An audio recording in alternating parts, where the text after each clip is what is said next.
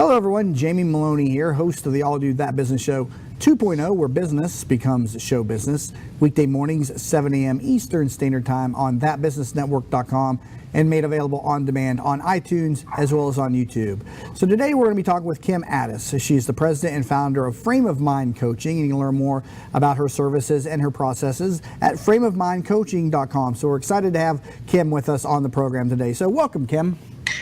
Thank you so much. I'm very, very excited to be here with you today. So Frame of Mind Coaching, talk to me about this business and your processes that you utilize in helping different professionals from across the country. Well, for starters, we work with a very specific type of person. We work with a highly driven population, and they tend to have four things in common. The first is that they are ambitious, they have big goals, they want to achieve great things. The second is that they tend to be good people and they want to make a positive difference in the world. You know, they get involved in philanthropy, doing good deeds, donating their time, that kind of thing. The third is that they are big livers and they want to experience all that life has to offer. Great relationships, great health, travel, beautiful homes, beautiful cars. They want that. They have the thirst and desire to have what life can give them. And number four is they're frustrated, stressed, overwhelmed, tired, sometimes pissed off at the world because it's not functioning the way they want it to. And you find that happens repeatedly. Now, a lot of people, are not, it's not natural to think that they need a coach or a consultant in their business or in their life. So give the audience a reason why they should use coaching and consulting services in their business. Well, people need consulting and coaching services not only to achieve their business goals, but to enjoy the process as they go through it. You see a lot of entrepreneurs who may be successful, who are absolutely miserable, stressed, tired, about to have a heart attack, and really in a state where their relationships are stressed and almost near disaster. And so what we want to do is not only help people reach their business goals, but we want them to live an awesome life while they're reaching their goals. And sometimes their thinking gets in the way of being able to achieve the goals they want to achieve, but also their thinking gets in the way of going through it in a way that is healthy, enjoyable, peaceful, and pleasant.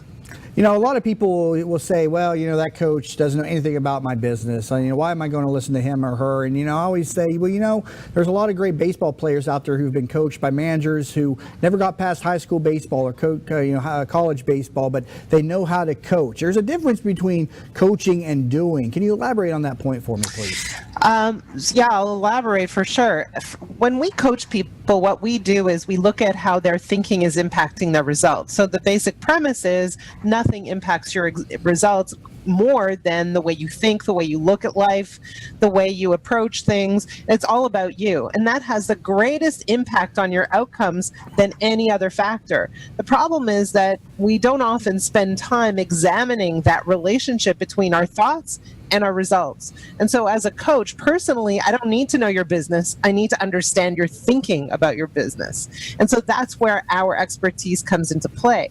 And so what we see is the patterns that you engage in. So what do you do repeatedly that gets you stuck and in trouble? How do you think in ways that really take you away from your goals and your objectives? And we see people doing things unconsciously. And so my job isn't to know your business inside out. You are the subject matter expert. Unfortunately, you live on very much unconsciously without really being aware of the role your thinking plays in your business as a leader, as a service or product provider, and as a strategist. That's not clear. What mindsets do you find commonly that you have to overwrite or that you have to consult on when you're dealing with entrepreneurs? What do you hear from these people, especially the ones who are first time in getting consulted? Okay, so very often entrepreneurs have a feeling like they can't trust people. They don't do a good job of delegating. They put all the burden of every single task on their own shoulders. They don't know how to build a great team around them. They are tired. They're stressed. They don't prioritize in accordance to their values. They sacrifice an awful lot. And so they're depleted and often resentful. And so we see those kinds of things over and over again. We see some entrepreneurs who really have an attitude that nobody else could do the job as well as they can, or that they're in it alone, that they don't have the support that they need, or they can't really talk to anyone, or that their team around them isn't living up to standards, and on and on and on. And so we see those kinds of things over and over and over again. Of all those character traits that you gave, I mean, that's at least a year's worth of consulting to begin to overwrite that type of personality. But where do you begin? And if you can only fix one of those, traits, where do you start? Which one is the best one to focus on? Well, we talk about traits, and really what we do is we help our clients identify what it is that they want and show them how very often their thinking isn't getting them there. And so it's really not about addressing the traits, it's about helping them align their thinking with their goals, and that's the process. So when we coach people, it's very different from typical or traditional coaching. It's not about identifying a goal and then creating a plan to help the person reach the goal. That's not how it works. What we do with our clients is we begin with a very, very intense 10-week period. Now, you mentioned sports coaches or Olympic coaches, and they know their athletes inside, outside, and upside down really, really intimately. And that's exactly what we attempt to do with our clients. We have a call with them once a week, but in between that call, we ask our clients to journal every single day. And so we're asking them a question, we're giving them a journaling prompt, and they journal back to their coach. And the coach reads and responds to the journal. So they're in touch and contact with their coach every single day.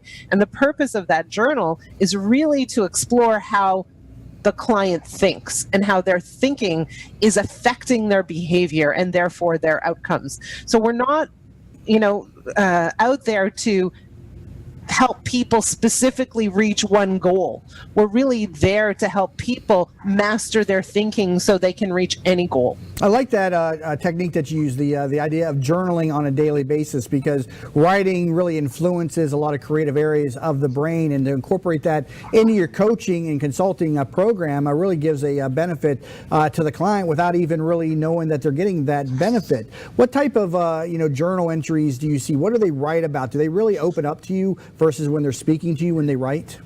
Those people who start coaching, maybe at first they're a little shy, but then they really kind of let it rip, and that's the goal. And really what we do is we set them up to give us the data that we're looking for that allows us to really see their patterns of thought and behavior. So one of the exercises we give, and I'll just give you an example, is we ask them to write an ideal conversation. And that conversation could be with anyone, someone from their past, someone who passed away, someone in their family, someone they would love to meet one day. And very often what we discover that even in people's ideal conversations, they create experiences that are far, far less than ideal. And that's a reflection still of their thinking and what they believe they can experience and have. And it's fascinating, absolutely fascinating to see that when you're given, magic wand, you're still not creating good stuff. How long does it take for a client, a typical entrepreneur, to begin to open up to you as a coach / consultant in the beginning? They typically begin before even hiring us. Really? I mean, is it just because they are at a point of frustration that they are they need somebody to talk to and give them guidance, and they seek you out versus you seeking them out? Yeah, honestly, we're not ordinary coaches. For starters, our coaches are extremely skilled. And typically how people come to us is they go to our website, frameofmindcoaching.com, and they start by taking an assessment. And that assessment allows us to understand what they're struggling with immediately. What's their starting point? What direction are they facing? And then we have a conversation with them. And that conversation goes deep very, very fast. We've had hundreds and hundreds of people who walk away just from the assessment call profoundly impacted, just from, one short call. Yeah, and I see that at frameofmindcoaching.com at the top of the page. Assess your frame of mind, a intake button there to get a free assessment. And how's your intake process work?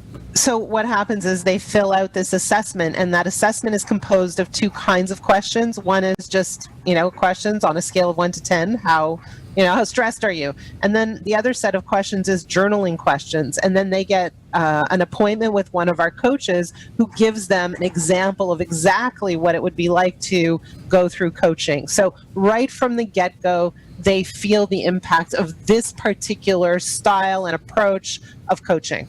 And how often before you start to see results from people in a coaching business? Again, often we see results right from the get-go. Some people take longer. Some people are very set in their thinking patterns, and it takes a little bit longer. But typically in the initial 10 weeks, we see dramatic movement just in those 10 weeks. And I would call it transformation in 10 weeks. Currently talking to Kim Addis, president and founder of Frame of Mind Coaching, about what it is to be an entrepreneur and how the challenges that she helps you get through with her coaching program at frameofmindcoaching.com. Check it out and take advantage of their free assessment, and take advantage of a call with her. She says she sees results immediately, and so take advantage of that again at frameofmindcoaching.com. Got to take a break, but when we come back, we're going to get more involved or in depth with some of those traits that she talked about, some of the challenges that entrepreneurs are facing and how you can overcome those, because I'm sure many of the listeners out there are facing many of those same challenges as well. So you're currently listening to the all new That Business Show 2.0 with your host, Jamie Meloni, where business becomes show business. Our primary business is hardwood flooring, although we are remodelers for kitchen, bath, and general construction. We operate a fleet of shop-at-home vans that have all the flooring type products: hardwood flooring, laminate flooring, tiles, stone, what have you. So we're able to come out first with products in our vehicles and take a look at the setting, how the colors will work, and then to be able to come up with some options and ideas for you. If that's not good enough, we have a large distribution center that we inventory product and have a nice display area.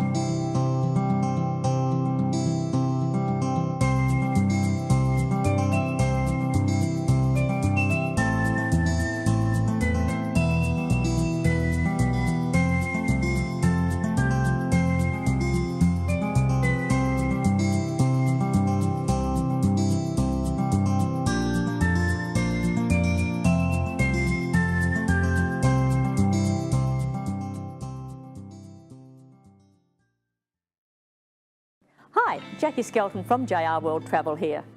If you travel, you need a licensed professional travel consultant, not a computer. Your licensed professional consultant can get you more for your time and your money. Value for your money and experience, not marketing salesmanship. When you're sick, you call the doctor. When you need legal advice, you call an attorney. So the next time you want to go on any type of travel, call your licensed professional travel consultant who actually represents you. We specialise in group travel, family reunions, weddings, to escorting large groups or making special arrangements for the disabled. Please call 844-249-0190. We are a full-service travel consultancy offering worldwide concierge service. Air, land, sea, rivers, resorts, locally, nationally and internationally. Remember that number, 844-249-0190. And we're back to That Business Show 2.0, where business becomes show business. Talking with Kim Addis, president and founder of Frame of Mind Coaching. You can learn more at that site, frameofmindcoaching.com. So, Kim, in that last segment, you gave us a variety of traits that you see from the entrepreneurs when they come into your program. I myself identified with a number of those. My biggest challenge is I'm not trusting of others doing work that I feel that only I can do and do it to the level that I want it to, be done at. How do you advise people when they say that nobody else can do the work as good as me? Well, what I want to do is really examine where that belief came from. So it's a thought, it's a belief, right? Mm-hmm. So how it works is the beliefs you have really run your life. And so what's the cost of that belief? The cost of that belief is you're not growing. Everything's on your hands. And so let's imagine for a moment that belief were true, that some people can't do, or whoever, let's imagine nobody could do the work as well as you. Does that mean you should still be the one to do the work? Or might it be okay to have someone else do the work at a slightly lower level? Well, it's I know it's a challenge of a lot of people. I guess you just got to get to an acceptance of where, you know what, they're not going to do it as good as you, but you got to let other people do it or else you're just not going to grow. I guess it's part of that acceptance process, right? Well, there's two parts to that. There's usually two parts to everything, at least, right? Mm-hmm. One part is it's probably not true that there's nobody out there who could do better, right? There's got to be someone out there, especially if you train them and show them how. But if you're really determined to believe that there's nobody else out there, then the question becomes, what's the cost of you holding on to this particular task? And can we still get someone else to do it, perhaps not at the same level, in order for you to grow and do other things? So we're challenging you on both sides. One side is, let's agree with you. Agree with the premise that there's nobody else out there that's good. And the other side is, let's challenge that because it's probably untrue. What about I can't disconnect from my job? I'm always thinking about work. I remember back in the day when I worked for somebody else, I left at 5 o'clock and I forgot about it. Why can't I disconnect when I'm running my own business? Again, the question is, what do you believe will happen if you disconnect? And then, what is it? How does it serve you to stay connected? So we want to examine what's really going on. We typically hold on to things, even those things that aren't healthy necessarily, because we feel it serves us somehow. It protects us from something. So you not disconnecting, maybe you feel, I've got to have my hand on this because if I let go, then everything's going to fall apart. And so what we're really doing is understanding the real belief or the motivation, the core, the essence of why you do what you do. And then we look at it and say, does that even make sense? Is it true?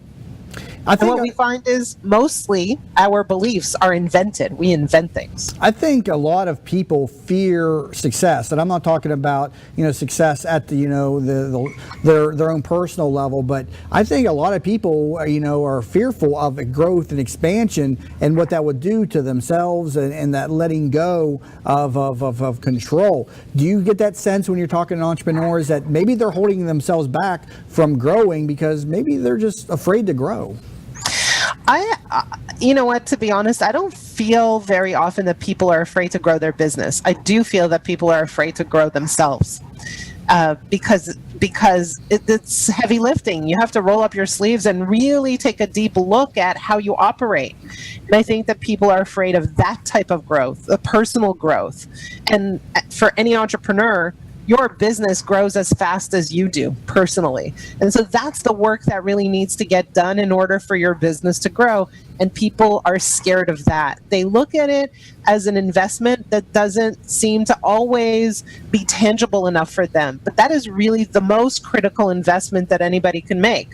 When you're growing personally, your business grows. And it's a very straight line in terms of the relationship between your growth as a leader and the growth of your business. Now, you talked about journaling every single day during it's a 10-week program that you had mentioned. What are some of the other processes and procedures that you put in place with your clients in your program at Frame of Mind?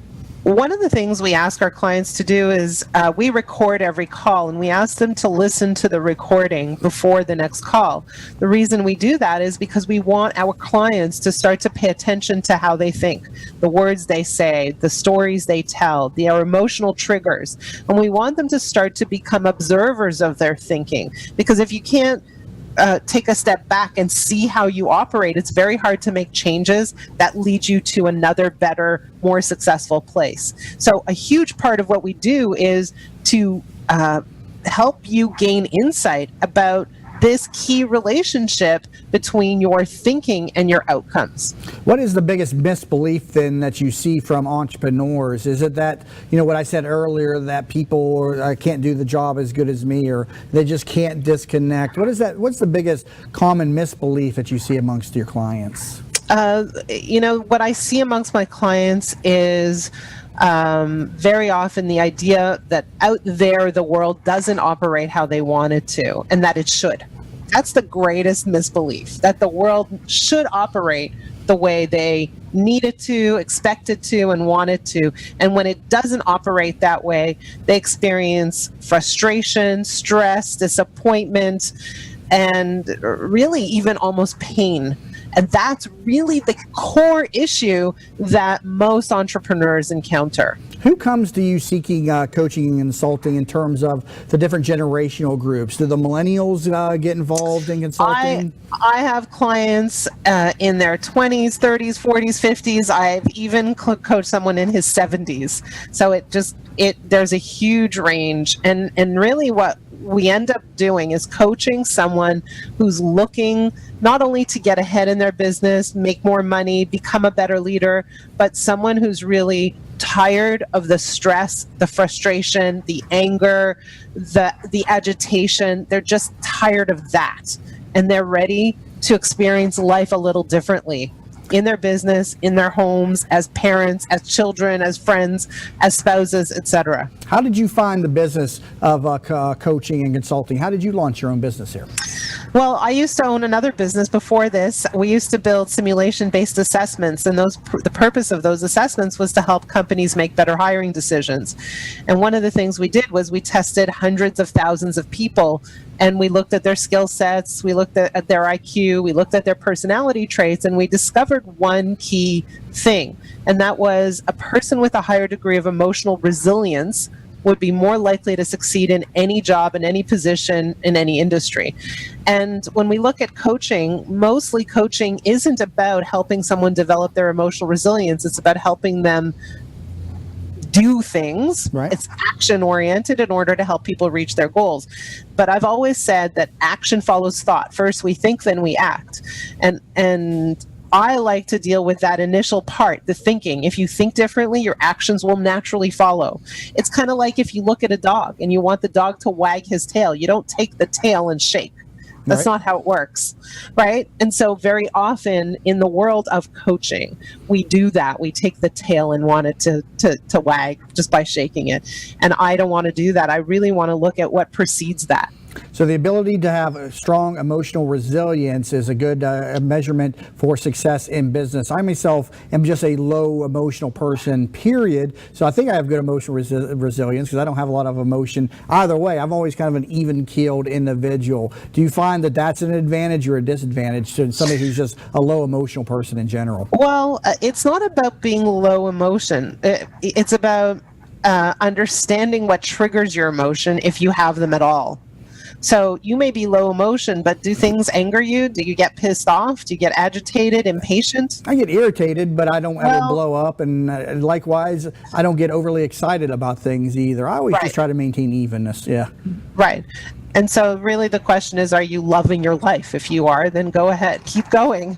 If not, then I'd love to explore that.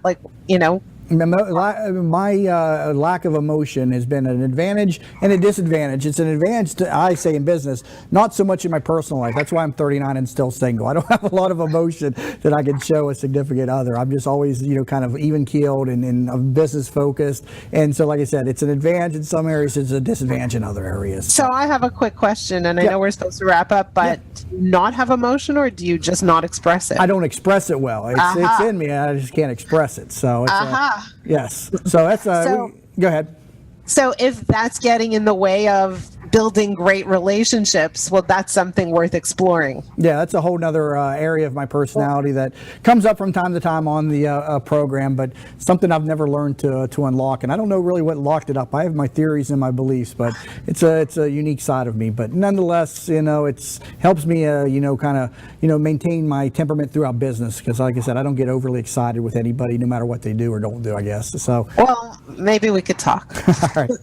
Sounds good. Real quick, I see you have a podcast also. You want to throw out a plug for your podcast? Yeah, it's called Resilience Radio, Crushing the Tough Stuff. And what I do is I interview people who have been through some major adversity in their lives, and I look at how their thinking got them through it. So I'm really interested in this concept of emotional resilience. All right. So Kim Addis, president and founder of Frame of Mind Coaching. Also take advantage of their free assessment over on that website at frameofmindcoaching.com. So Kim, thank you so much for being with me on the program today. Thank you for having me. Thank you for the opportunity. It was a lot of fun. Absolutely. And again, you've been listening to the all-new That Business Show 2.0. Each weekday morning, new episodes air 7 a.m. Eastern Standard Time and then made available on demand on iTunes and on YouTube. So again, you've been listening to That Business Show 2.0. I'm your host, Jamie Meloni, where business becomes show business.